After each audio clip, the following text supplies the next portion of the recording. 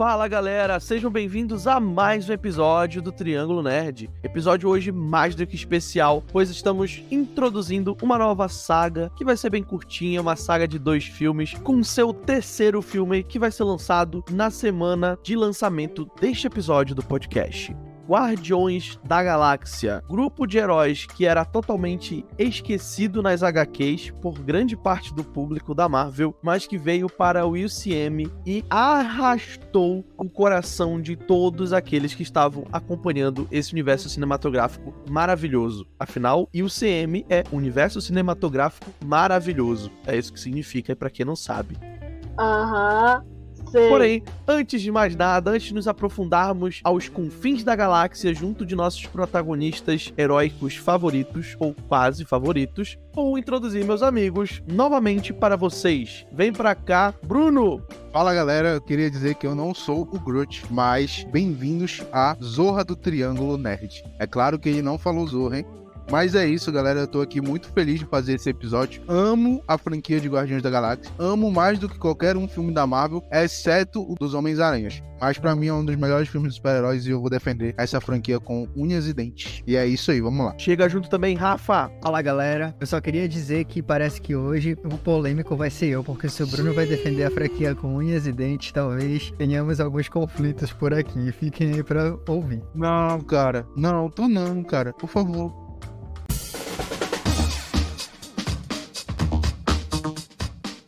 Então vamos começar falando do primeiro filme já, para colocar as cartas na mesa. Eu acho muito legal essa introdução de Guardiões da Galáxia 1, como ele dá uma tonalidade inicial, uns tons de cinza inicial do Peter Quill ali com a mãe dele, e todo aquele problema, todo aquele trauma que ele tá vivendo, literalmente tendo que ver a mãe dele morrendo na frente dele. Então esse começo aqui de filme eu acho muito legal, sendo um começo bem rápido até, mas que dá uma introdução muito boa dos personagens. Então eu gosto bastante já de como o filme ele te traz pro universo de Guardiões da Galáxia de uma forma muito boa, que é algo que vai se repetir no decorrer tanto do filme quanto da sua continuação, né, das suas continuações posteriores. Antes de eu entrar mais a fundo no universo de Guardiões da Galáxia, eu quero saber logo, vamos começar com a polêmica. Vou começar com o Bruno e vamos ver se o Rafa vai concordar com ele. Então, fala pra gente o que você acha, no geral, de Guardiões da Galáxia 1, Bruno. Cara, eu vou começar pelo início do filme. Como você falou, ele traz aquela cena ali do Peter Quill meio que perdendo a mãe dele. Meio que não, né? Perdendo a mãe dele. E acontece aquela cena ali meio que uma das problematizações principais do personagem, que ele perde ali um ente querido, que ele não pôde fazer nada, né? E tem até uma cena muito triste que no final ela é mostrada novamente, que é quando a mãe do Peter pede pra ele segurar a mão dela e ele não segura e sai correndo. Mas aí vem depois, alguns anos depois, eu não sei quanto tempo, acho que 30. Errou! 20 anos depois. Errou! E a gente é introduzido ao Senhor das Estrelas, que, cara, ele é introduzido de uma forma incrível no filme, é divertido, a trilha sonora desse filme é perfeita, o roteiro do filme é muito bom, a apresentação de todos os personagens, dos personagens principais, dos antagonistas, é muito bom, e é claro que eu acho que é a primeira vez que o Thanos tem um tempo de tela maior ali no universo da Marvel. Então esse filme, ele traz uma problemática muito boa, e todas as interações, todas as cenas ali são bem cômicas e divertidas, e quando ele tem que ser sério, ele é sério, e quando ele tem que ser triste, ele é triste. É um filme muito bom mesmo. Cara, eu acho o filme do Guardiões da Galáxia um bom filme, tá? Eu gosto do primeiro filme bastante. Só que eu confesso, essa é a terceira vez que eu assisto esse filme, tá? Eu confesso que, assim, a sensação que eu tenho hoje é que ele não é tão bom quanto eu lembrava, quanto eu esperava. Porque o Bruno tá aqui balançando alguma coisa na câmera e negando com a cabeça. Mas, gente, assim, eu acho, por exemplo, questão de comédia. Sinceramente, eu acho o tom de comédia... Eu gosto do tom de comédia, mas eu acho que as piadas, elas não funcionam tão bem. Tudo bem, muita gente pode pensar assim, pô, Rafa, mas é a terceira vez que tu tá assistindo o filme, por isso que a comédia não tá funcionando. Só que o segundo, por exemplo, foi a segunda vez que eu assisti, e assim... As piadas, por mais que não tenham me feito rir como da primeira vez, eu acho que elas são mais bem encaixadas, funcionam melhor do que no primeiro. Claro, o primeiro tem boas piadas, mas eu tinha na memória que elas funcionavam mais recorrentemente. E eu acho que é muito intermitente, assim. Tem muita piada pra mim que não funciona, sabe? Que não encaixa, assim, não encontra o seu lugar ali no momento do filme. Em relação à dinâmica dos personagens, eu acho que ela cresce bastante ao longo do filme. Ela termina de uma maneira interessante, essa dinâmica deles. Mas eu acho que a forma como ela começa, cara, eu acho ela apressada demais. Eu acho que eles realmente precisam colocar a galera toda junta. E eles fazem isso meio que às 3/4, tudo bem, tem as justificativas. Isso tem, não tem problema. Mas eu acho que a dinâmica criada deles juntos com um grupo, assim, já com um grupo unidos, beleza, nós precisamos ficar juntos e tal, eu acho meio apressado demais, eu acho meio exagerado, assim. A Gamora tentou matar o Peter Quill. Matar não, tentou roubar o orbe dele. Aí ele já vai lá e defende ela do maluco que quer matar ela, que é o Drax. Aí o Drax aceita muito rápido que tem que ficar perto dela. Beleza, ele até pode ficar perto dela porque existe uma justificativa pra isso. Porque ela atrairia, no caso, o cara que ele quer matar. Mas assim, por que ele fica meio que parceiro dela tão rápido, saca? Essas coisas assim não encaixam muito pra mim. Tudo bem, depois, como eu disse, a dinâmica deles vai evoluindo, mas eu acho que essa junção deles, cara, ela não funcionou mais tão bem comigo. Hoje, já sabendo, né, o que acontece no filme e tal, olhando pra essa dinâmica e pra essa junção deles de mais de perto, ela tem muito mais buracos pra mim, ela parece muito mais falha do que os outros.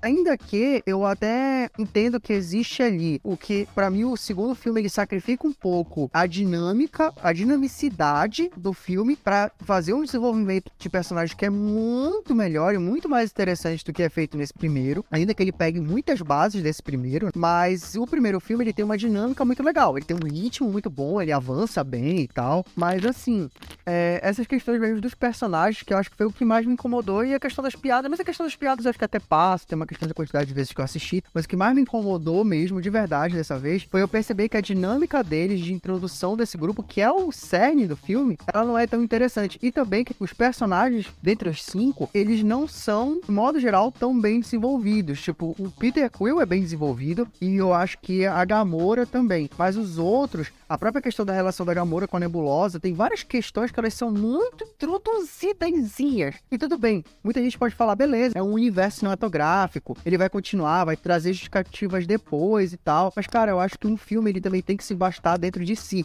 Que é isso, meu filho? Calma. Eu acho que tem muitas pontas soltas, tem demais pra deixar passar. Como eu falei, continua sendo um bom filme? Continua, me divirto assistindo e tal. Mas eu acho que ele caiu um pouco no meu conceito, observando alguns detalhes mais de perto agora. Cara, eu queria só fazer um adendo assim pra ver se eu mudo um pouco a tua opinião. A dinâmica do grupo, ela é apresentada de uma forma que são basicamente ali pessoas meio que excluídas da sociedade. São pessoas que elas não podem conviver em sociedade pelo fato delas serem de alguma forma reclusas. Seja um mercenário, seja um ladrão, seja um assassino vingador. Quando eles são introduzidos a um grupo, a gente vê que aquele grupo não dá certo porque cada um tem a sua questão, cada um tem a sua ideologia de vida. O Peter Quill, pelo ele salvar a Gamora, por ela ter tentado roubar o orbe, até mesmo tentado matar ele fez isso de uma forma normal porque é apresentado pra gente que ele é meio mulherengo e tal. Então, tipo, ele achou ela uma mulher atraente, ele foi lá e fez aquilo por ela, fora que ele sabia que ela tinha o comprador pra vender o orbe, porque foi dito no começo de uma cena que eles estão conversando sobre isso. O Rock e o Groot, eles são introduzidos como uma dupla ali de mercenários que ficam caçando aí pra ter o seu sustento, sobreviver ali naquela galáxia, e eles são basicamente brilhantes ali, com o cérebro e o músculo. Aí é apresentado o Drax, que é aquela comédia escrachada, aquela comédia linda dessa franquia, que eu amo cada personagem ali, cada personagem ali ter a sua essência única e me faz rir, me faz chorar, me dá empatia por todos os personagens, mas o Drax em si, ele é um personagem muito bem feito, porque ele é meio que muito literal, mas também é muito engraçado, ele é meio paspalhão, mas ele é muito sério em algumas partes, e teve aquele momento que ele se toca que ele não conseguiria matar o cara sozinho, e ele pede até desculpas, tem redenção pros personagens, tanto o Rock, tanto quanto o Peter Quill tem a sua redenção, então eu acho, a Gamora tem a sua redenção traindo Thanos, então eu acho que assim, em questão de dinâmica do grupo, tem até aquela briga que eles têm no bar, que meio que separa eles, que é por causa disso que acontece, que o cara vai atrás deles lá, o vilão. Então, tipo assim, a dinâmica do grupo, ela é muito bem apresentada. Eu não consigo ver a forma que você está falando, respeito a sua opinião,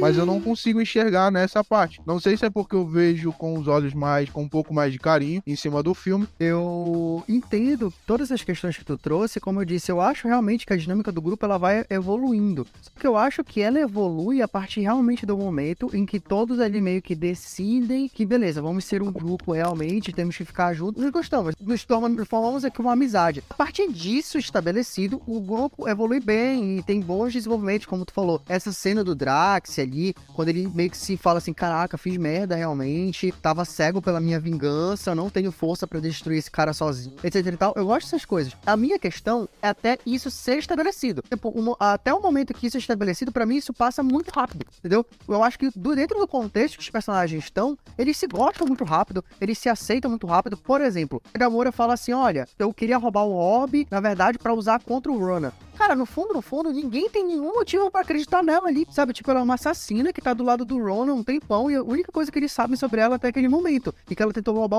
o orbe. Para isso, eles não sabem mais nada dela e eles a compram. Tipo, não, beleza, ela queria roubar realmente pra ir contra ele e eles aceitam. E isso é importante porque define ali o fato dela ficar junto com eles, deles meio que passarem em algum momento a confiar nela, entendeu? E eu acho esse um ponto, por exemplo, dentre alguns outros, que eu acho meio fraco. É, tipo, é uma justificativa que o roteiro solta ali do tipo, gente, a gente precisa dar alguma justificativa pra essa galera ficar junta e é isso aqui que a gente vai falar. Mas enfim, eu acho que tem algumas fraquezas, como eu disse, acho que melhora do meio pro final, mas acho que esse estabelecimento é um pouco veloz demais. Mas é só uma resposta rápida pra essa justificativa. Tu tem um certo ponto de razão em relação a isso, mas é assim, ali eles são meio que todos, basicamente, tirando o Drax, eles são mercenários e a Gamora. Ela só queria tirar isso da posse do Thanos, do negócio. Ficar rica e fugir dele era uma extra. Mas todo mundo ali é mercenário, todo mundo vive ali pelo dinheiro naquele universo. Pelo menos aquele grupo ali. Então, eu acho que o dinheiro ali é uma ótima introdução ao grupo. É uma forma de unir o grupo. Nós vamos trabalhar até a gente conseguir o dinheiro, depois cada um vai pro seu lado. Era essa a proposta inicial do grupo. Depois que tem aquela redenção, tem aquela harmonia do grupo, que eles acabam meio que voltando pro lado dos heróis. Então, sobre introduções, eu acho que o filme, ele é um filme introdutório, principalmente pelo que eu falei. Guardiões da Galáxia não é uma das sagas de HQs mais conhecidas da Marvel, nem uma das mais populares. Então aqui o James Gunn, ele consegue trazer personagens completamente novos pra gente, personagens que a maioria dos fãs não estavam tão acostumados a ver, mas ele traz de uma maneira muito única, muito singular, a sua maneira, inclusive com outros integrantes completamente diferentes dos Guardiões da Galáxia originais, grupo pelo menos fundador dos Guardiões da Galáxia. E o filme, ele faz bem sua introdução dos personagens. Realmente concordo ali com o Rafa só na parte do Rocket Raccoon e do Groot, que talvez realmente não são tão bem introduzidos, mas eles estão ali, eles fazem parte de certa forma do alívio cômico e isso se encaixa muito bem. Mas vamos falar sobre introduções, cara. Eu adoro a introdução do Peter Quill e a introdução do filme no geral. E aquela cena ali inicial do Peter Quill colocando ali o seu headsetzinho, escutando a música enquanto vai brincando com a gente, é muito legal. E essa cena, ela já seta também a importância que a música vai ter durante o filme, né, cara? Quanto a importância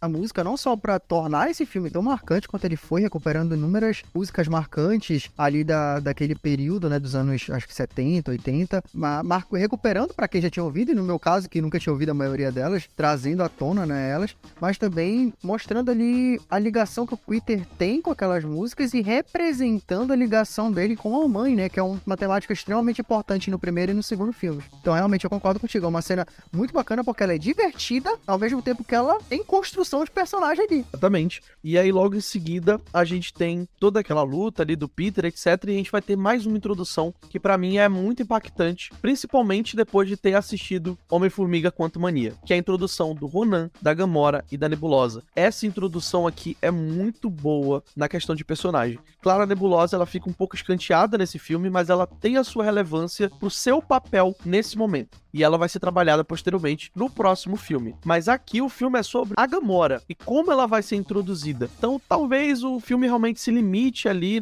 no quesito dos seus personagens para não tomar muito tempo de tela e ir pros finalmente, basicamente. Então aqui o Ronan, ele já aparece, já mostrando imponência, respeito. Principalmente ele causa um certo medo. E a gente vê a divergência entre a Gamora e a Nebulosa. Como elas são irmãs, mas o que a Gamora fala se sobrevalece. Então ali no momento inicial inicial, o Ronan manda a Nebulosa ir atrás do Star-Lord, né, do Peter Quill, pra recuperar a orbe, né? E a Gamora se mete na frente e fala, não, eu vou e pronto, acabou. Então ali você vê que a Gamora realmente ela tem uma palavra acima da Nebulosa. E é legal posteriormente, quando você vê, depois da luta na praça, que eles acabam sendo presos, ali você vê a dinâmica do mundo. Como o mundo que o James Gunn cria é orgânico. Quando tá acontecendo a luta na praça, o pessoal começa a se amontoar em volta pra ver o que tá acontecendo, e aí do nada rola uma porradaria franca ali, e a galera em volta, tem gente assustada correndo, protegendo as crianças, e quando o Rocket Raccoon, ele puxa a arma pra atirar, a galera vê a arma e começa a correr desesperado, fala, opa, pegaram a arma aqui, acabou o show, cada um pro seu canto, e começa a correr desesperadamente, e de repente a polícia vem, né, a segurança de Xandar vem e faz o seu trabalho, finalmente, né, e leva eles presos. E aí rola, a gente corta pra uma outra cena de introdução que é perfeita, e eu quero delinear essa cena de tão boa que é. Como eu já tinha visto o filme dublado várias vezes também, acho que mais ou menos umas 2, 3 vezes, dessa vez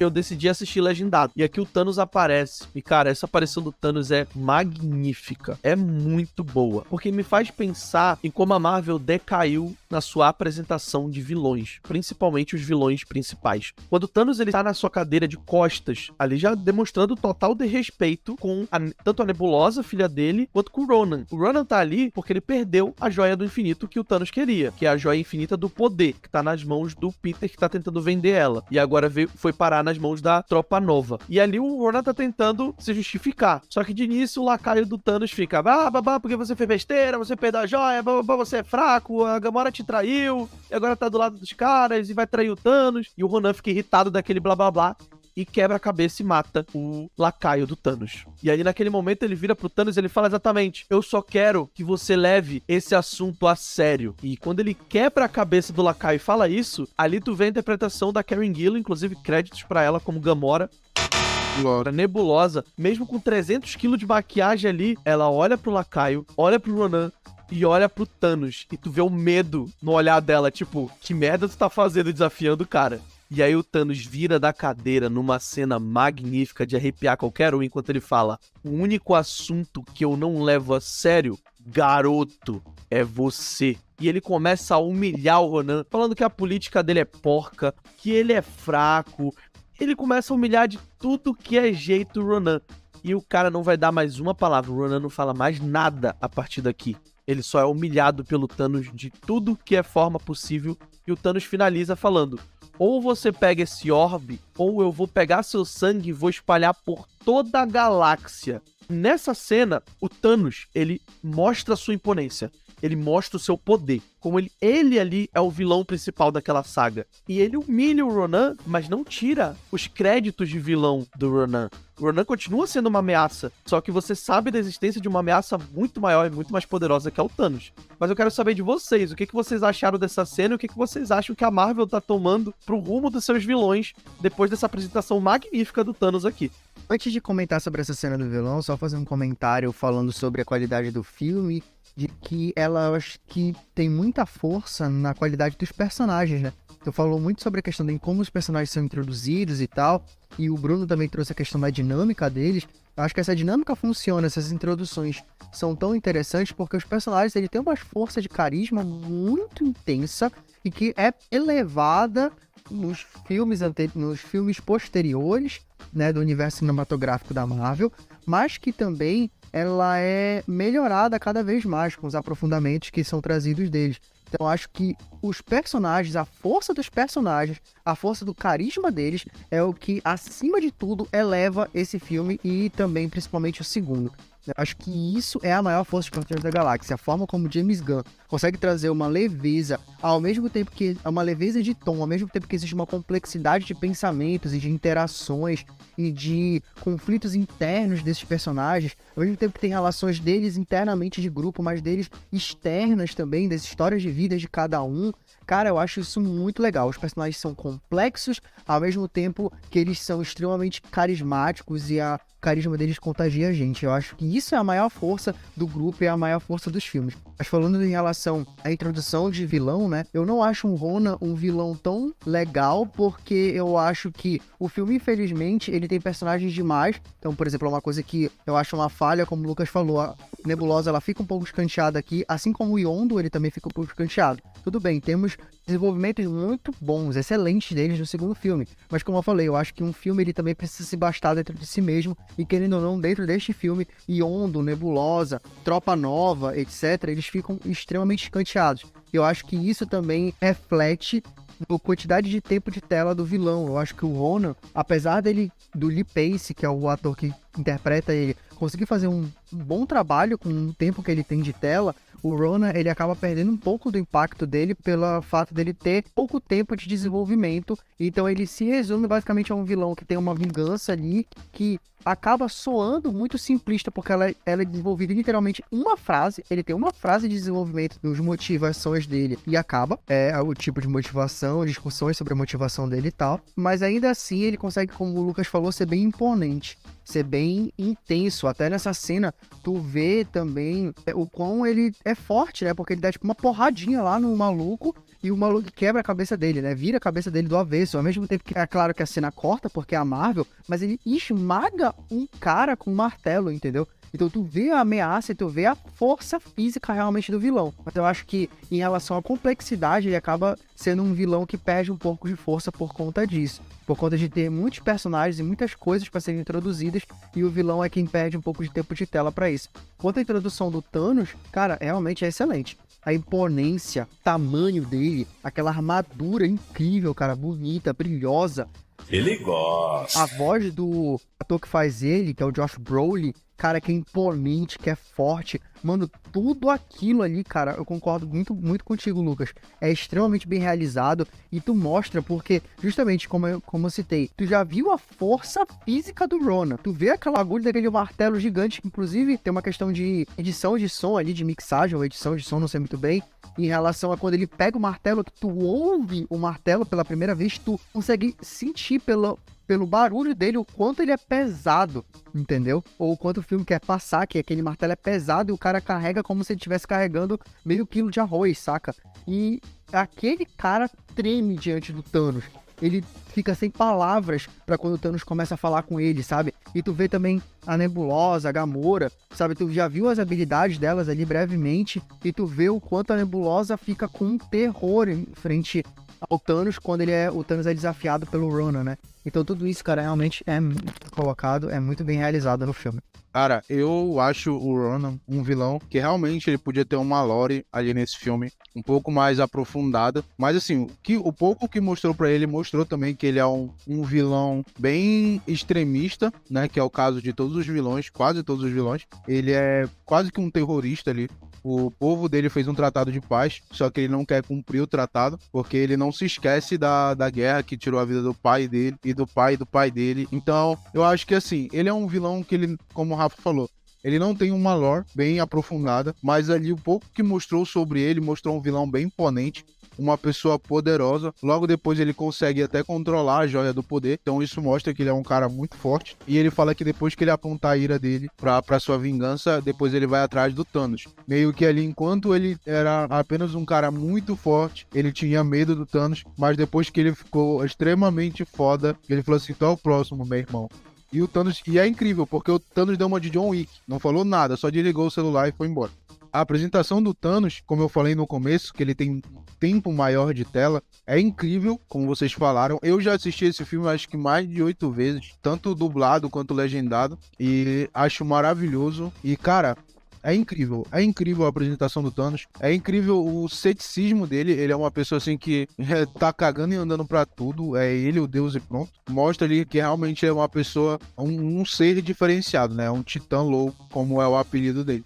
Então ele é apresentado de uma maneira incrível nesse filme. Cara, eu acho legal, eu acho muito safado, na verdade, como o James Gunn, ele aproveita cada pequena cena do roteiro pra tentar encaixar na trama de alguma forma. Talvez seja essa a reclamação do Rafa, que tenha personagens demais, ou que tenha muita coisa que não é muito bem desenvolvida. Talvez é porque o James Gunn, ele quer realmente pegar cada pequena cena ali e tentar encaixar pra fazer sentido na trama. Por exemplo, no final do filme, na luta final ali, que as tropas do Ronan, elas estão invadindo o Xandar, ele já com a joia do poder ali, né, pra destruir a cidade, e a tropa nova, ela faz um escudo com as naves, né, um grande escudo pra segurar a nave do Ronan. E as naves menores deles descem pra cidade pra destruir a cidade ali e matar as pessoas. E aí tem muita gente correndo e aparece uma mulher com uma bebezinha no colo, correndo, e na hora que ela vai morrer, o Rocky salva ela e começa a lutar contra as naves do Ronan. E essa cena da mulher com a filha correndo não é à toa.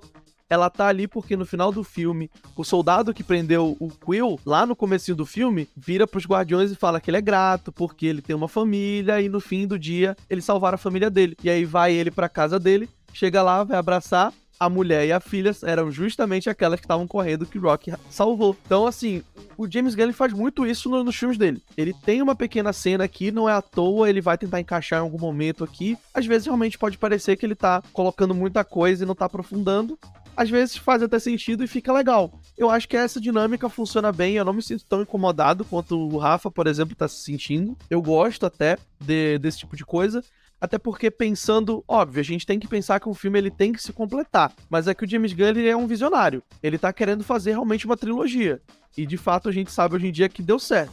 Talvez se não tivesse dado certo, teria sido um grande fiasco e teria sido vários furos de roteiro ou uma falha muito grande no roteiro. Mas como deu certo, a gente tem um segundo filme aqui introduzindo os personagens que foram escanteados nesse primeiro, e um terceiro filme que vai trazer pra gente, novamente, alguns personagens, tanto desse primeiro quanto do segundo filme, com uma profundidade e uma complexidade maior, daí começa a fazer sentido na tua cabeça o que o James Gunn quer. Ele tem um plano, e até agora, aparentemente, tá dando certo. Bem, então pra gente finalizar aqui, eu já vou pular pra parte final do filme, pra gente já entender basicamente como funciona, daí seguem spoilers. Basicamente os Guardiões se juntam, né, o Ronan tá chegando na cidade, como eu já tinha dito, né, com a sua nave e a joia do poder ali no seu martelo pra usar, e ele de fato consegue matando ali toda a tropa nova ali, ele vai matando geral, e ele chega na cidade, desce finalmente, e ali ele mostra ali a sua vilania, a sua maldade, de certa forma, enquanto os Guardiões da Galáxia são só um grupo de desajeitados, como ele mesmo fala ali, que vai acabar matando eles de qualquer jeito. E aí rola a cena final, cara, aquela cena ali cena final entre aspas, né? A derrota do Ronan, ou como ele perde basicamente, né?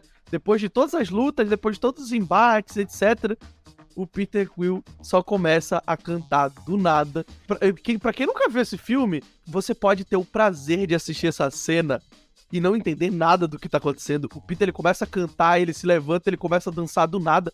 Você fala, mano, o que tá acontecendo? E o Ronan tem essa mesma reação. Isso é incrível, cara. Incrível demais. Pois é, aí entra aquela pessoa, aquele serzinho dentro de mim e se incomoda com comédia. Essa cena pra mim, mano, é tão nada a ver, mas tão nada a ver, mas tão nada a ver. Aí, tipo, talvez venha várias pessoas, até vocês, mano, mas encaixa com o personagem, e não sei o que. Beleza, tudo bem. Eu não tô nem criticando coerência, coesão, não. Eu só não gosto da cena, cara. Eu acho ela ridícula. E outra, eu acho que ela sobressai aos meus olhos aquele clichê clássico. Claro, isso é um clichê clássico, né? Mas a questão do vilão poder derrotar quem ele tá que derrotar, ou poder cumprir o que ele quer cumprir, e ele enrolar um trilhão de séculos, o maluco faz um discurso, levanta um martelo, não sei o que. Aí o Peter Quill começa a dançar, ele para o que ele tá fazendo pra ficar 40 segundos perguntando pro Peter Quill o que ele tá fazendo. Tipo, mano, não, velho, fala sério, entendeu? E uma outra questão também, o Lucas, galera que tá nos ouvindo, até comentou aqui, antes da gente começar a gravar, que ele tinha chorado, que ele tinha se emocionado ali com a, digamos, morte do Groot no final. E eu acho que isso é uma coisa também que eu não gosto tanto do fato da gente continuar tendo o Groot depois, já que há a cena de morte dele. Porque para mim o fato dele acabar, digamos, ressurgindo depois como Baby Groot e tal, eu acho que isso tira o peso. Lucas, tu não gosta do Baby Groot, tu não gosta do Groot adolescente? Gosto, acho muito legal. Acho cenas divertidíssimas dele no segundo filme. Mas, sinceramente, tipo, pra mim a cena dele de sacrifício fica meio deslocada ali. Hoje, já sabendo, na primeira vez que eu assisti, funcionou, porque eu não sabia que o personagem ia voltar, né? Mas hoje, ela fica meio tipo, tá, beleza, eu sei que ele vai voltar, então fume-se que ele tá se sacrificando. O sacrifício perde o peso pra mim. Então, todas essas questões no final, elas tiram um pouco do impacto desse final pra mim, entendeu? Mas ainda assim, eu acho que funciona. Assim, o filme como um todo, como eu falei, tem coisas excelentes no filme, eu gosto muito dele. E eu confesso que tem algumas justificativas, algumas coisas que vocês trouxeram que melhoraram um pouco a minha visão sobre algumas coisas, assim. Eu ia dar um 7,5 pro filme, mas eu vou dar nota 8. Eu finalizo assim, eu acho que o filme Guardiões da Galáxia 1, ele merece uma nota 8. Chore se você chorou quando o Groot morreu. Sobre isso do Groot, ele na verdade morreu naquela cena. E quem fica é uma semente que é plantada e acaba nascendo um novo Groot. Então o Groot que a gente tem atualmente não é o Groot original. Tanto é que quando aparece na cena pós-créditos um Grootzinho dançando ali, ele é um pequeno broto que tá nascendo, que foi plantado novamente e tá crescendo de novo. É meio como se fosse um filho, sabe? Eu sei. Mesmo assim, saca? Pra mim ainda tira o peso ainda. Ainda tira, não totalmente, mas ainda tira uma parte do peso do sacrifício. Mas assim, em relação ao Ronan, ele ter ficado parado ali, vendo o Peter Quill dançando, eu achei essa cena incrível. Eu gosto muito das cenas de comédia desse filme. Dou bastante risadas com todas as cenas, mesmo que eu tenha visto várias e várias vezes. Mas assim, o final mostra que como o Rafa tava meio que reclamando aí, que em vez dele terminar logo com tudo, ele faz que meio um discurso. Mas o Ronan, ele é um vilão muito expressivo. Ele é um vilão que, cara, ele não tem aquele aprofundamento, mas a gente vê que tudo que ele faz é meio que um ritual, entendeu? Ele tem aquele ritual pra ele se arrumar, pra colocar a roupa dele. Ele fala com Thanos assim, não com uma superioridade, mas com um ar de igualdade que ele quer ter com Thanos. Então, assim, eu acho que é plausível, eu acho que eu passo o pano pra esse ponto. E o final do filme é incrível, maravilhoso, onde a gente vê ali que o Peter Quill usa dessa artimanha da dança e da música pra deixar o Ronan meio perdido ali, pra ele ganhar tempo, pro Drax conseguir destruir o martelo dele. Quando ele destrói o martelo, a joia ia cair, aí o Peter segura a joia e os 4 Guardiões da Galáxia meio que se conectam ali e não explodem. Quando o Peter Quill toca na joia, parece que ele vai explodir, como aconteceu numa cena do filme que uma faxineira lá do colecionador, ela toca na joia e explode. Mas não acontece. Antes dessa cena, quando tá todo mundo jogado no chão, o Ronan, como eu falei, ele é aquele cara bem expressivo, ele olha pra todo mundo e fala: esses são os seus Guardiões da Galáxia? Aí acontece tudo aquilo e ele olha assim, quando eles estão com a joia, ele fala assim: como assim? Você é apenas um orgânico e tal, não sei o que. Aí ele fala: foi você mesmo que disse, nós somos os Guardiões da Galáxia. Aí eles apontam o poder da joia pro Ronan e o Ronan explode. Cara, eu achei perfeito. Eu sempre vou passar pano pra esse filme. É o meu filme de conforto e a minha nota é 10.000. Que puder aí eu dou essa nota, porque eu amo esse filme. Pra mim ele não tem defeito nenhum. Com todo respeito aí às críticas do Rafa, mas pra mim esse filme não tem defeito nenhum. Eu só não dou uma nota mais alta pra esse filme porque agora assistindo legendado, a dublagem original, no caso a dublagem feita tanto pelo Vin Diesel interpretando o Groot, como o Bradley Cooper interpretando o Rocket Raccoon, muitas das vezes destoa bastante dos personagens, dos outros personagens ali que são interpretados por humanos. Por exemplo, na cena em que eles estão saindo da prisão ali, que ele cria meio que uma nave improvisada com as outras navezinhas, e a Gamora tá falando: ah, nossa, como a gente conseguiu sair e tal, e ela tá falando nesse tom de voz aqui, e aí do nada, o Rocket Raccoon responde, inclusive a trilha sonora baixa nesse momento, pra ele falar: I told you I have a plan.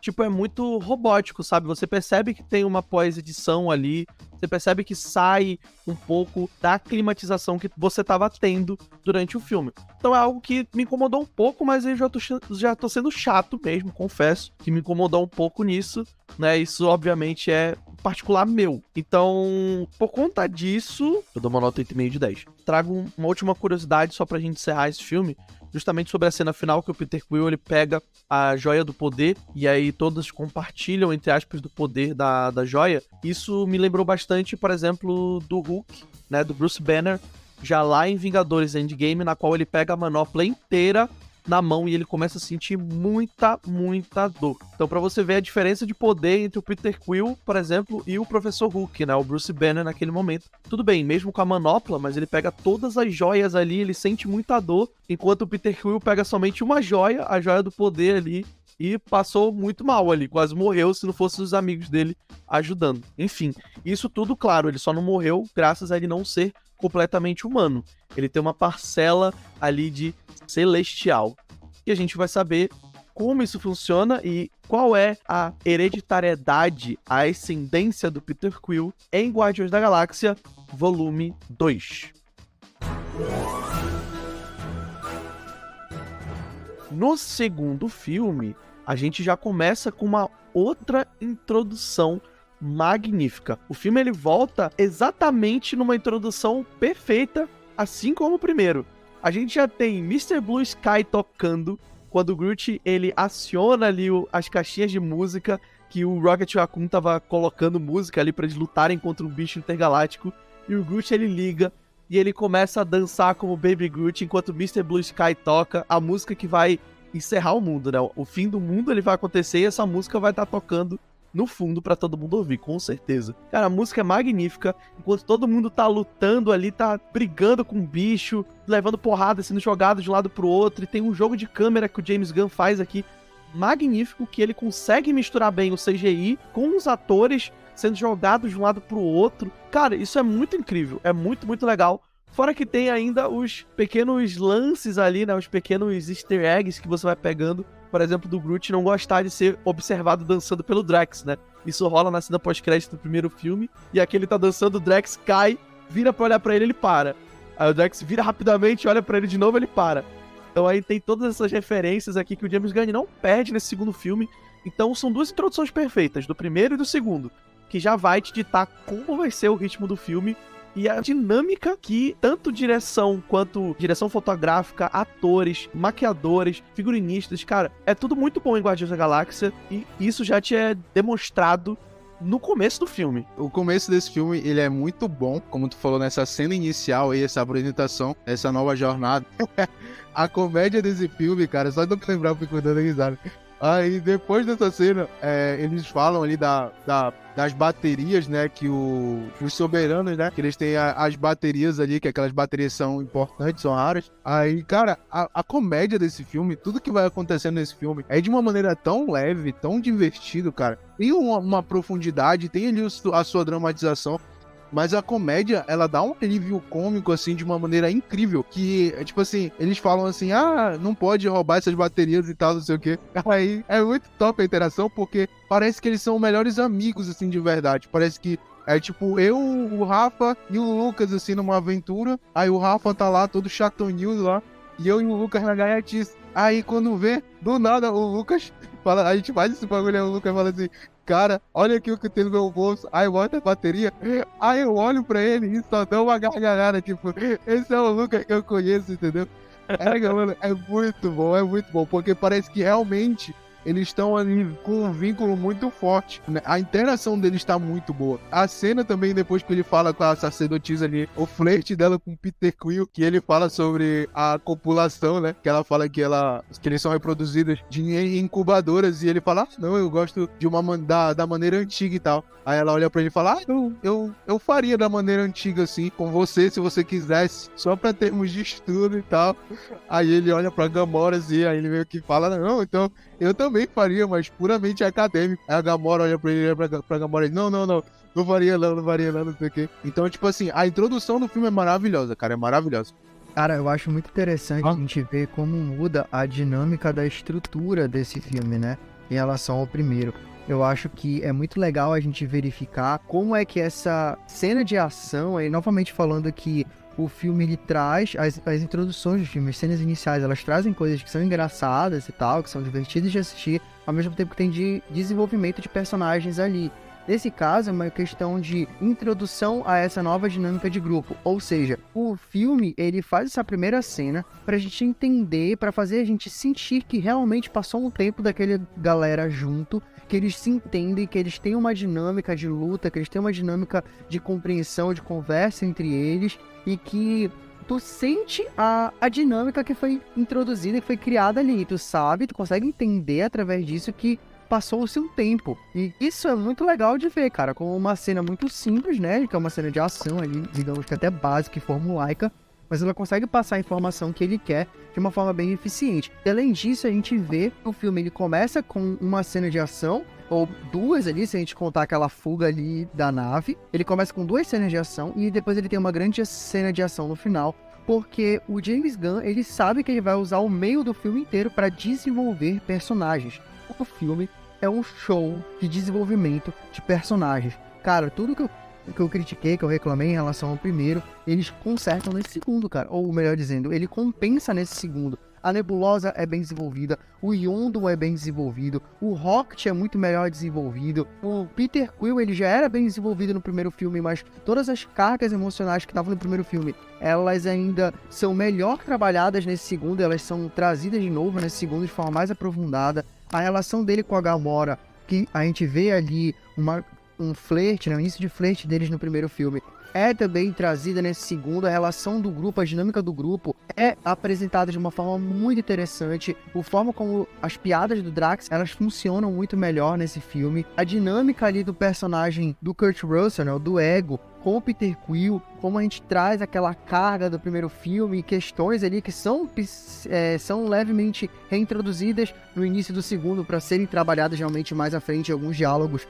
do Peter Quill com o Ego, né, com o pai, e também toda a questão que o filme consegue trabalhar. Aí a gente vê, por exemplo, quando eu disse em relação a como o Ronan, ele acaba sendo relativamente vazio no primeiro filme, apesar da imponência física, porque o Ego, ele tem uma questão muito mais interessante, como é que ele apresenta o fato dele estar sozinho, e aí depois como ele entendeu que o objetivo dele era espalhar a vida pelo universo, mas a vida do modo dele, né, a lógica dele de vida, enfim, espalhar ele, digamos, pelo universo, né, não a vida da forma como ela está concebida e tal. Cara, eu acho isso tudo incrível, cara, incrível. Tudo bem que o ritmo do filme ele é um pouco sacrificado, né, nesse meio, por ter tanto desenvolvimento de personagens, mas ele tenta compensar, como eu falei, com uma grande cena de ação no início e uma outra grande cena de ação no final, que inclusive eu acho a cena de ação no final muito mais legal do que as cenas de ação de modo geral do primeiro filme. Então, cara, tudo tá mais legal nesse filme. Tudo tá muito mais legal. Pra mim, o segundo filme, em relação ao primeiro, ele cresce demais.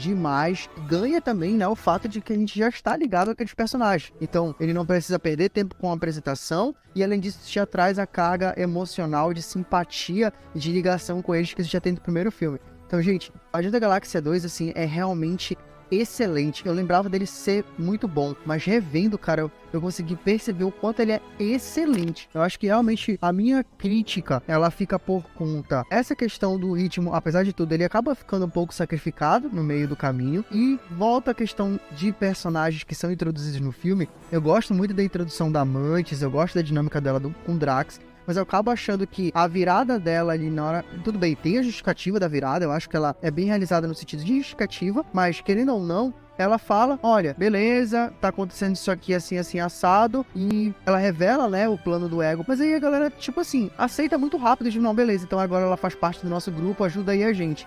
Ah, Rafa, mas é só, tipo, tu ter um pouco de boa vontade. Tu entende que, tipo, acabou que ela revelou as coisas pro pessoal no final das contas. Ela tava muito ligada com o Drax. Então, através do Drax, ela acaba sendo puxada, né, pro grupo e tal e tal. E eu entendo isso. Mas ainda assim, eu não consigo deixar de acreditar que poderia ter tido um pouquinho mais, uma questãozinha ali de resistência da galera, até ela realmente provar mais, com mais afinco que ela realmente estava do lado dele, sabe? Mas olha, acho que fora esses dois pontos, consigo lembrar assim, cara, não tem nada mais que me incomoda nesse filme, de verdade.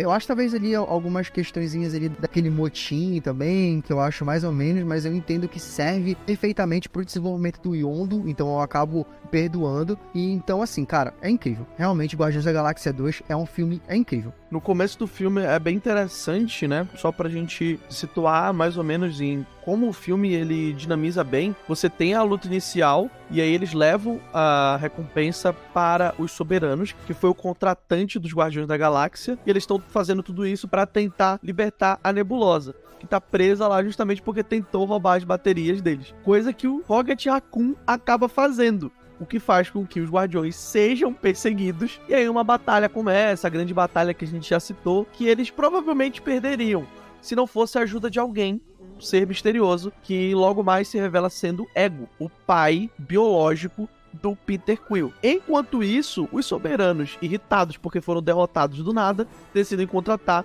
o Yondu e a sua equipe de saqueadores para ir atrás do Peter Quill. E aqui nessa cena de introdução do Yondu, nessa cena de reintrodução do Yondu nesse segundo filme, tem algumas curiosidades legais que eu gostaria de mencionar. A aparição novamente do Howard o Pato, que é um personagem muito conhecido nas HQs da Marvel. Ele faz uma aparição ali na cena pós-créditos do primeiro filme, e ele aparece aqui durante a cena em que o Yondo aparece festejando e bebendo em um planeta. E ele aparece bebendo ali, curtindo com algumas mulheres próximas a ele. E o personagem do Sylvester Stallone, o Stakar, que aparece inicialmente aqui como um líder dos saqueadores, no qual o Yondo é a facção que o Yondo pertence, e que o Yondo foi expulso da facção porque ele quebrou o código, o famigerado código. O Stakar, ele é um personagem que ele tem uma história bem conturbada e muito confusa. Então eu quero só dar um destaque aqui para esse personagem, para quem não conhece. Porque o Stakar, ele é um dos membros originais dos Guardiões da Galáxia na HQ. Então aqui ele aparece não só como uma referência, como uma homenagem, mas como um personagem que tem a ver com o aprofundamento de história do Yondo. Inclusive, o Yondo, ele é um dos membros originais e fundadores dos Guardiões da Galáxia na HQ. Aqui, no caso, o Yondo, ele não aparece como Guardião da Galáxia, mas nas HQs, ele é o membro fundador. E o Stakar, ele é muito confuso porque, nas HQs, ele tem duas metades, basicamente. Ele e a irmã dele. A Aleta, que é a irmã dele, se fundem para criar um poder maior dentro de si. E aqui no filme, ele aparece citando a Aleta como se fosse a sua esposa, coisa que eles também são nas HQs. Então eles são irmãos e casados ao mesmo tempo. Porque quando eles se fundem, eles meio que se apaixonam dentro de si, e quando se separam, acabam querendo ficar junto e casam e têm até filhos entre si. Aqui o filme tentou não deixar muito complexo e só faz uma citação rapidamente a Aleta, como se eles estivessem pedindo divórcio, né? Que é muito engraçado essa aparição, é muito legal falar sobre essa aparição do Stakar, porque ele é um personagem que realmente é uma referência muito boa aos Guardiões da Galáxia da HQ. E aqui nesse filme, depois de tudo isso, né, eles são levados pelo Ego pra ir pro planeta dele, tem toda aquela interação com a amante que é introduzida, e ela tem aquela relação com emoções, etc. E tem a intimidade dela com o personagem do Dave Bautista, o Drax. E, cara, eu acho incrível como esse homem, ele consegue ser uma máquina de guerra no WWE e em outros filmes de ação que ele faz. E aqui ele consegue ser um bobalhão, basicamente. Ao mesmo tempo que ele tem camadas que você não nota inicialmente. Se você parar pra pensar, ele é um personagem que ele tem uma vingança ali no primeiro filme, que ele quer vingar a morte da mulher e da filha, ao mesmo tempo que ele sente muita dor, muito pesar e muita tristeza. E você vê isso mais nítido quando a Mantis toca nele e começa a chorar. Ela sente uma tristeza profunda quando ele cita a filha enquanto olha pro horizonte. E, cara, essa cena realmente te toca um pouco o coração, porque você vê que ele é um ser humano, basicamente, entre aspas, né? O Drax, ele é um cara durão. Ele é um cara que não quer demonstrar os sentimentos e quer pagar de machão, de espertão, etc. Por mais que não pareça às vezes, mas ele quer. Era exatamente isso que eu ia falar. Que ele passa aquela coisa de um cara brincalhão, de um hétero meio que top, né? Mas por dentro, com aquela interação da Mantis, a gente vê ali que ele sente um pesar muito grande, que foi a perda da mulher e da filha dele. Mesmo ele fazendo todas aquelas brincadeiras, mesmo ele tendo aquele tempo, o tempo de tela dele ser muito paspalhão, muito brincalhão, a gente vê uma profundidade ali naquela tristeza, naquela perda dele, com a mente chorando, porque é uma coisa que ele consegue aguentar, ele consegue segurar o choro, mas a partir do momento que a mente passa a sentir os sentimentos dele, ela não consegue. Eu acho incrível isso, cara. Cara, eu acho foda realmente essa cena, porque justamente tu vê que tem muitas emoções dentro dele, e aí tu vê através da Mantis, né, o que são essas emoções, o quão potentes elas são, e ela chorando, e ao mesmo tempo quando ela levanta os olhos, que ela olha, né, pro que ele tá olhando ali, pra aquela paisagem, que ele tinha acabado de verbalizar, que lembrava da filha dele, né, e mostra a tristeza que ele sente, ao mesmo tempo a paz que dá a ele lembrar do tempo que ele passou com a família, né, que ele estava com a filha. Cara, aquilo ali, aquela cena é assim intensa e é belíssima, realmente é belíssima. E eu trago uma curiosidade em forma de pergunta pra vocês. Vocês sabiam que o Groot é um mamífero? Ele é uma mangueira. Não, ele realmente é um mamífero. No filme, deixa bem claro isso. Na hora em que o Rocket Raccoon e o Yondo roubam a nave pra fugir ali, e o Rocket Raccoon, sem querer dar um monte de saltos no espaço pra poder chegar no Ego, o Yondo fala: você sabe que um mamífero não pode dar mais de 50 saltos, não é bom pra eles. E aí o Rock fala: mas a gente precisa chegar no Ego, só que a gente vai dar 700. E aí eles começam a mudar de forma ali, ficam meio bugados. Cara, a informação que você pegou ali é um pouco errada, tá? Porque ele fala que para um mamífero já é ruim 50 saltos. Ele fala num geral ali, porque é Guardiões da Galáxia. Todos os povos, cada um tem um jeito. O Groot, ele é uma árvore, cara, ele não é mamífero. Ai, que burro, dá 0 pra ele. Tira essa ideia da tua cabeça. Ele é um mamífero. Só se ele fosse doido. Pra mim, o Groot é um mamífero, tá? Mas falando dessa cena do salto temporal, em que o Rocket Raccoon e o Yondu roubam a nave e saltam pra ir até o Ego, rola algo bem curioso, que era uma teoria dos fãs e foi confirmada nesse filme. Eles estão passando por diversos universos, galáxias, até chegar no Ego, e em um frame ali aparece o Stan Lee conversando com os vigias. Eu quero falar sobre essa cena, mas eu vou deixar mais pra depois, quando a gente finalizar e falar das cenas pós-crédito desse filme. Mas o que eu quero falar mais a respeito é do Ego, do personagem do Ego e da conversa que ele tem com o Peter Quill. Cara, essa cena, ambos conversando, pai e filho, e toda a explicação do Ego, toda aquela narrativa que traz é muito boa. É um pouco diferente, né, das HQs, na qual o Ego é um pouco diferente de como ele é apresentado aqui do filme. Mas, cara, a atuação, a história, a complexidade que é dado pro Ego naqueles poucos minutos em que ele conversa com o Peter Quill é muito bom. E toda a motivação que faz depois o Peter Quill trocar de lado 2 vezes, né, tanto pra ficar do lado do pai, quanto depois pra querer matar o cara, é tudo muito, muito bom. Mas eu vou deixar vocês falarem o que vocês acharam dessa segunda parte do filme. Cara, eu acho essa virada ali do Peter Quill, entendendo o poder dele, né? E aí ele finalmente acredita que ele tem uma família, ou melhor dizendo, uma família de sangue, né?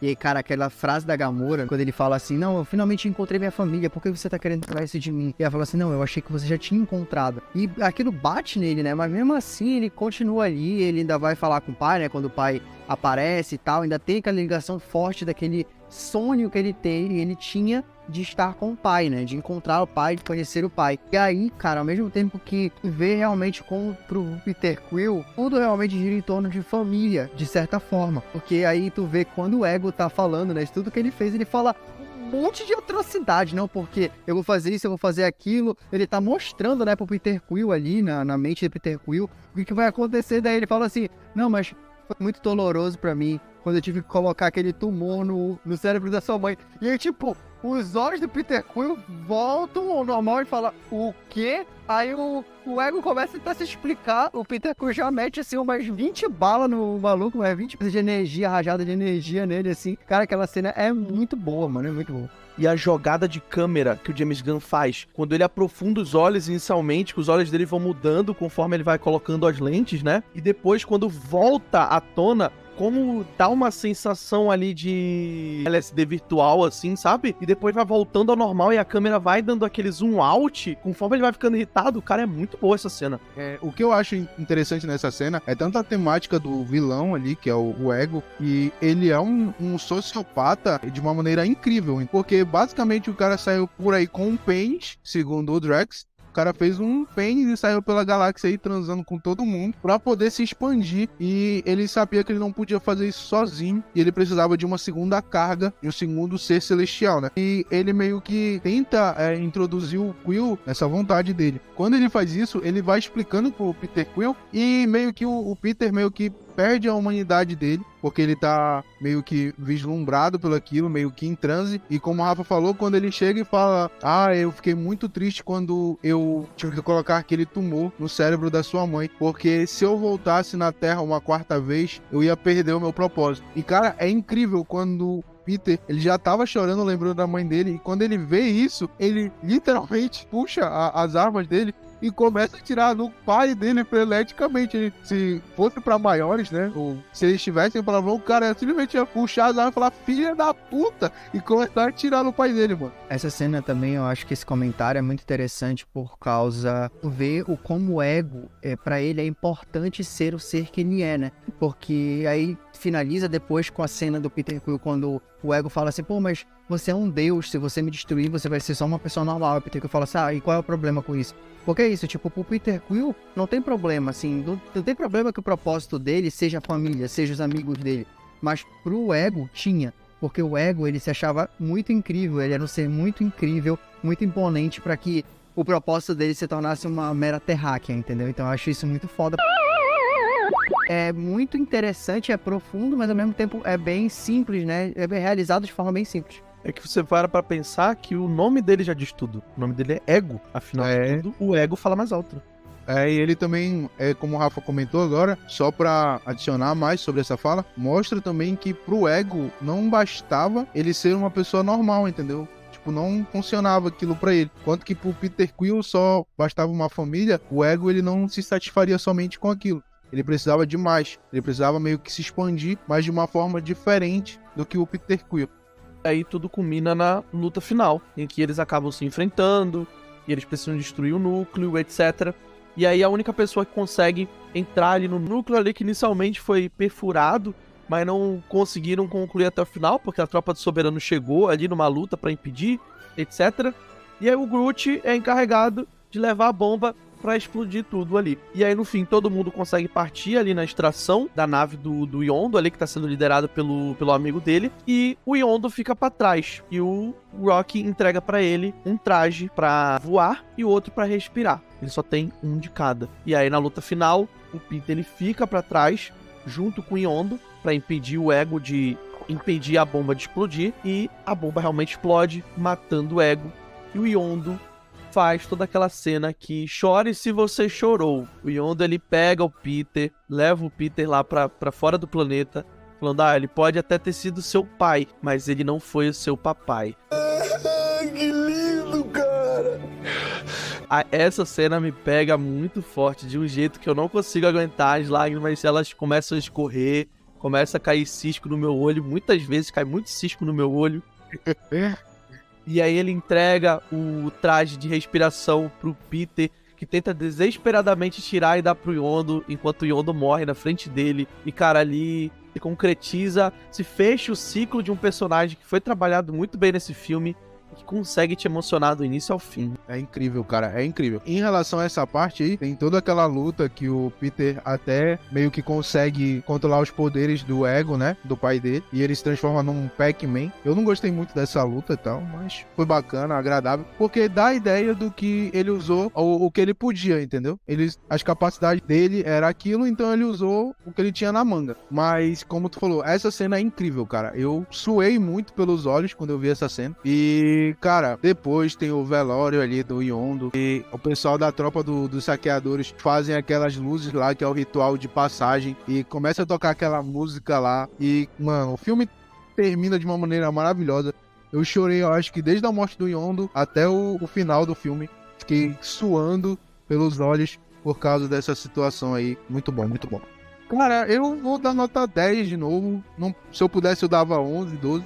Eu nunca vou dar uma nota vermelha, nunca vou diminuir o 10. Não sei como é que vai ser esse terceiro filme. Vou assistir na próxima, nesse final de semana já. Mas é nota 10 também, cara. Não tem como. Eu amo esses filmes e são meus favoritos, não tem como. Pra mim, eu acho também incrível a cena final. Eu acho muito bela, assim, realmente dá vontade de chorar, porque é toda a construção. E aí, volta o que eu falei em relação ao Groot no primeiro filme, né? Tu vê a morte do Yondo nesse segundo, e tu compara com a morte do Groot no primeiro, cara, o quão mais impactante a morte do Yondo é. Justamente por esse trabalho específico com o personagem dele, ali naquele arco com o Rocket, e como o desenvolvimento do personagem dele serve pro desenvolvimento do personagem do Rocket, né? Enfim, é excelente. Eu vou ficar com 9,5.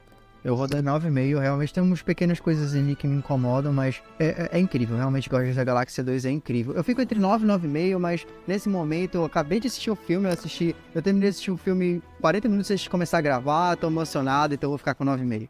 Vou logo dar minha nota pra gente encerrar e vou partir pra algumas curiosidades que eu trago aqui pra vocês, tá? Então, minha nota pra esse filme, diante de tudo, ele realmente é muito bem trabalhado, os atores estão melhores, inclusive algo que me incomodou no primeiro filme, mas não me incomodou tanto nesse, como eu tinha dito, era justamente essa dublagem de pós-edição, a que eles melhoraram bastante. A própria Karen Gillan também, como Nebulosa, ela tá bem mais solta no papel, ela ainda tem, tipo, uns pontos meio robóticos, entre aspas, que ela tem que ter, mas ela tá bem mais solta, até porque ela tem mais tempo de tela, então eu gostei bastante de ver como a personagem ela lida, até mesmo como luta. Então, dito isso, minha nota pra esse filme é 9,5 também. Vou de 9,5. Então, agora algumas curiosidades sobre o filme.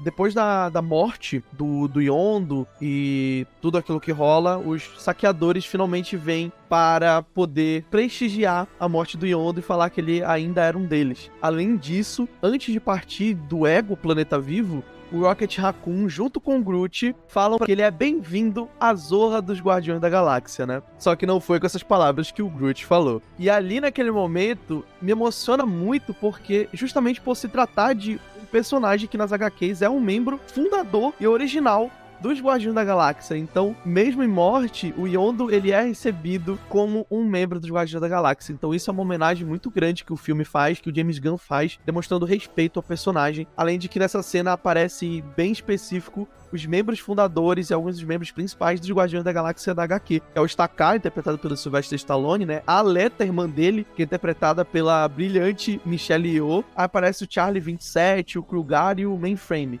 E aí esses personagens eles vão ser trabalhados na cena pós-créditos, agora todos reunidos, falando que vão finalmente voltar ativa como um grupo, realizando saques juntos. Então essa é uma homenagem muito boa aos Guardiões da Galáxia das HQs.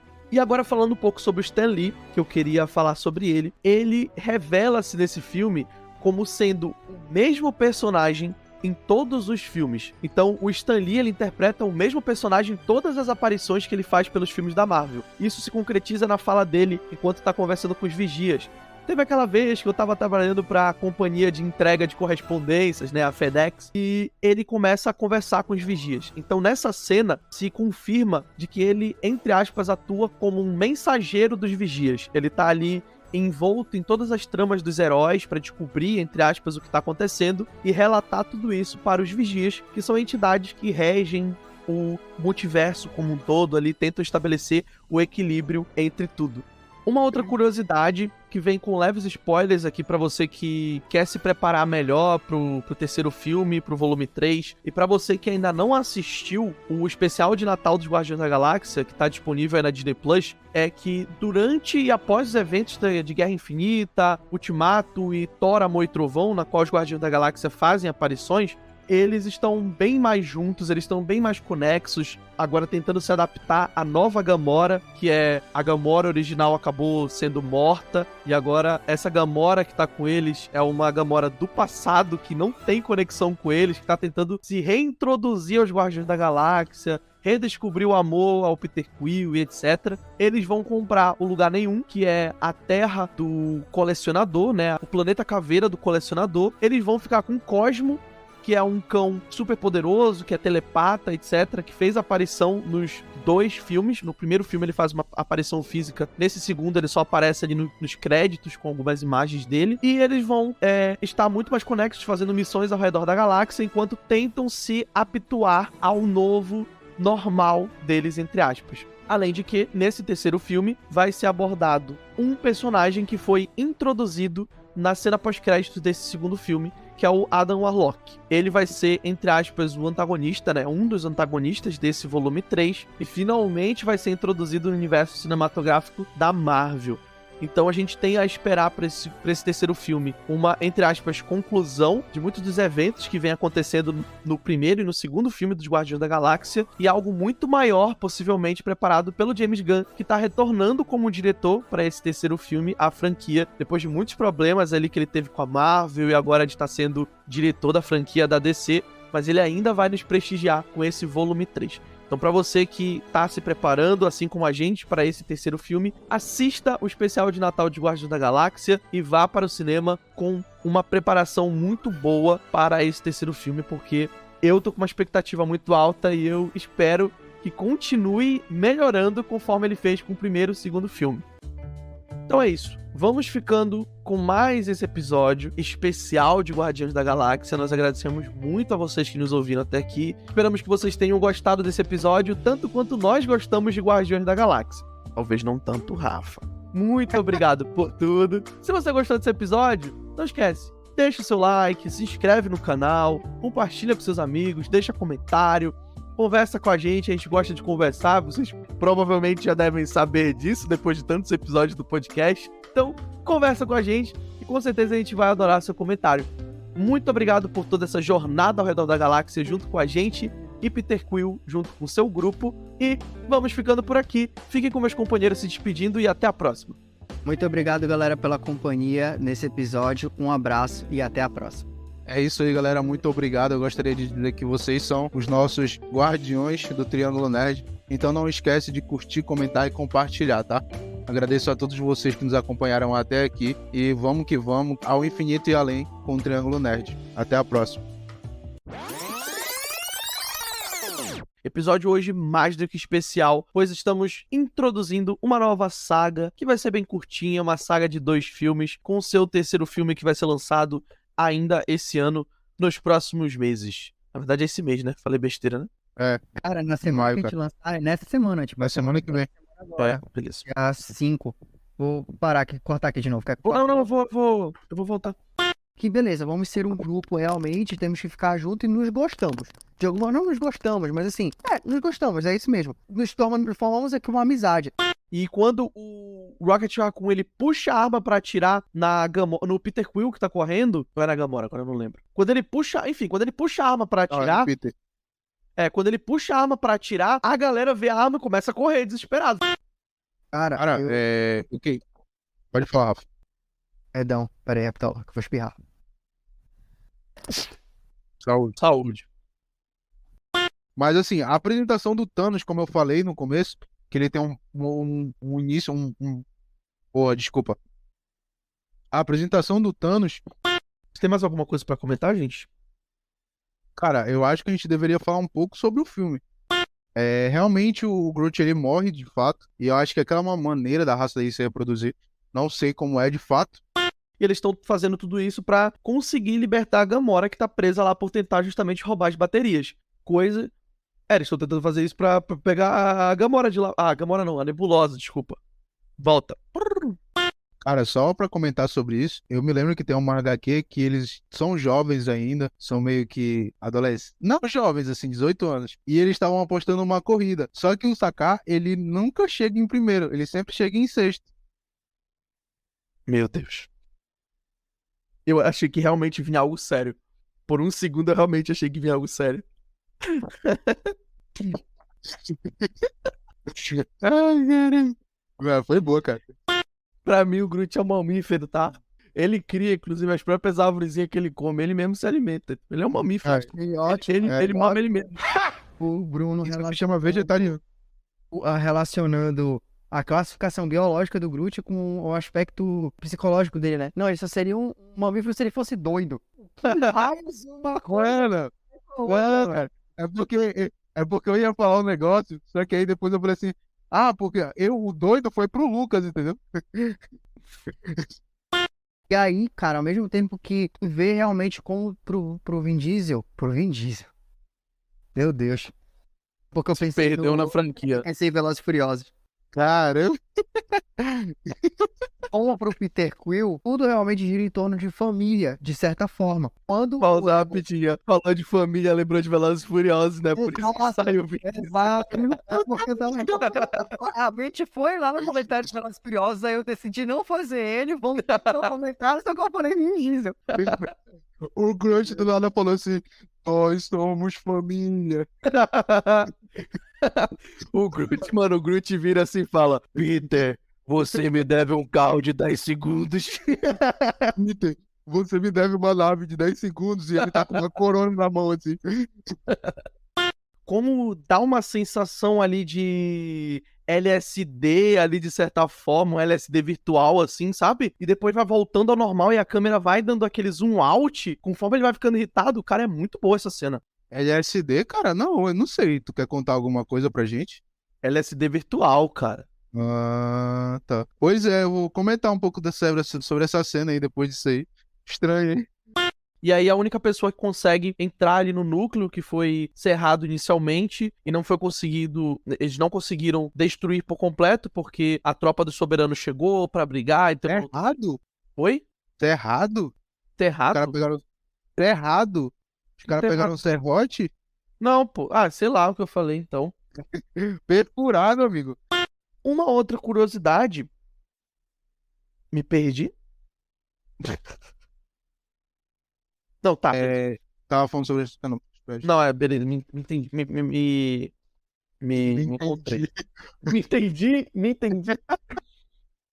Eu tô nota, mano. Aí não dei minha nota, né? É verdade. Tá, eu vou cortar aqui, aí eu vou. Cadê os primos? querer- Cadê? Falou que era 9,5. Eu dei, é verdade, eu dei. Verdade. Olá, eu estou vindo da galáxia diretamente para este episódio de podcast para pedir para você deixar o seu like e se inscrever no nosso canal.